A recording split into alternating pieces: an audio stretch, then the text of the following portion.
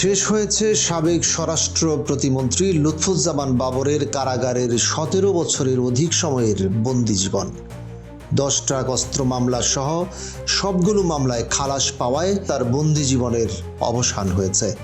ভাটি বাংলার জননন্দিত নেতা বাবর নিজ জেলায় আসবেন বলে নতুন রূপে সেজেছে শহর সহ নিজ উপজেলা মদন। তার মুক্তিতে হাওর এলাকার মানুষ আনন্দে উৎফুল্ল। নেত্রকোনার প্রতিটি উপজেলায় বিএনপি ও তার অঙ্গ সংগঠনের নেতাকর্মীরা তাৎক্ষণিক আনন্দ মিছিল করেছে, সেই সঙ্গে অনেকেই মিষ্টি বিতরণ করেছে। এক পর্যায়ে জেলা উপজেলায় মিষ্টির দোকানে মিষ্টি শেষ হয়ে যায়।